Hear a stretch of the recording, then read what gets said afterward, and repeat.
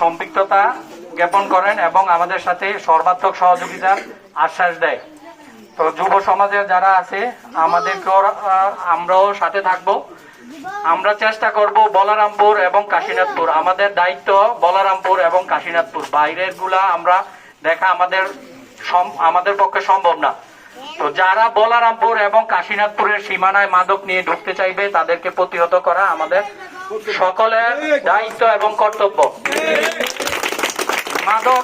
মাদক সেবী যারা তারা সবসময় সন্ত্রাস এবং অর্থের দাপটে সবাইকে দাবিয়ে রাখার চেষ্টা করে।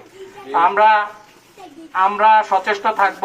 আমরা যুবকরা সবাই একসাথে কাঁধে কাঁধ মিলে সন্ত্রাস এবং মাদকের বিরুদ্ধে ঐক্যবদ্ধ প্রচেষ্টা চালিয়ে যাব। যত বড় চাপে হোক আমরা প্রতিহত করার চেষ্টা করব।